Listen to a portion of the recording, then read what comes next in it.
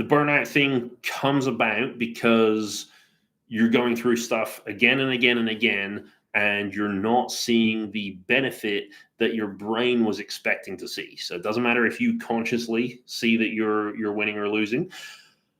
Some unconscious systems in your brain had an expectation of what was going to happen, and they've been let down time and time again for ever, for just ages and ages.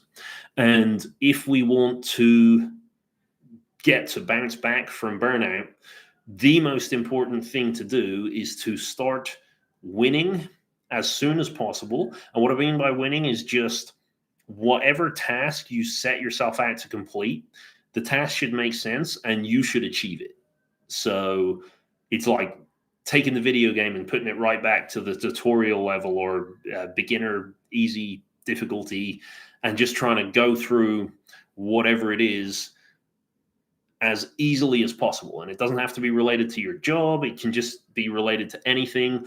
Essentially, what we're trying to do is we're trying to get a little bit of a release of dopamine into the bloodstream so that you can kind of take all the advantages that you get from a dopamine boost. So when your brain releases dopamine, it elevates your mood. It's going to improve your movement. It's going to improve your energy levels. Your memory systems are all going to wake up because whatever's happening now is probably really important, and we want to learn as much of this as possible.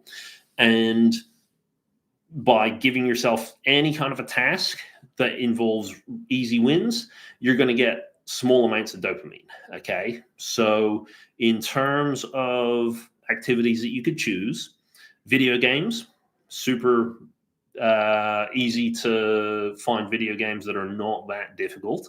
There needs to be some element of challenge so that it feels like you could get it wrong, but something that's easy enough that you can just kind of get through a bunch of levels very, very quickly. My personal favorite is going to be some type of throwing and catching exercise. So what I normally recommend to people, if you're dealing with burnout, even if you're in pain and injury, I find that if you improve the mental state first, you then improve the physical state not long after. And just giving yourself a period of time, throwing and catching a ball, and it could be one ball, could be trying to learn to juggle or something like that. This is one of the perfect ways of, it's an easy skill to master, but there's a very real chance every single time that it's not going to work. And if you find that, just throwing and catching, you can do it with your eyes closed, then you can start maybe looking at, is there more challenging ways that you can make it happen? Again, maybe you can add in 2 balls, 3 balls, actually start learning to juggle, start learning some tricks. And that is one of the fastest ways that you will get this kind of quick dopamine release. If you really, really hate the idea of kind of throwing and catching stuff, anything that challenges your balance will do the same thing. So if you get yourself like a little wobble board or something like that,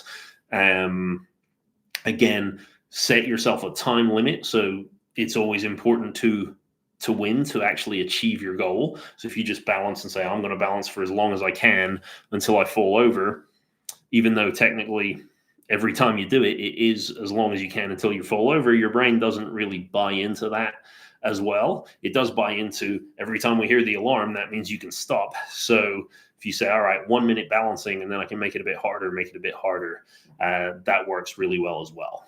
And normally what you find is if you get kind of dopamine back under some good regulation and your brain's kind of responding to those quick wins, then usually people find that actually their energy levels and stuff just start to improve. You might find that you still have an aversion if the next thing is I need to think about getting back to work or getting back to whatever caused the burnout in the first place. You'll probably find that there's some triggers there that aren't going to go away necessarily so easily. But after that point, it really is just kind of a period of exposure therapy where, you can take it from the physical to, all right, well, maybe I'm actually just going to go in for a day of work where I've set one goal to accomplish, which is, not screaming at my boss or answering just my emails and then I go home. something like that can be really useful as well.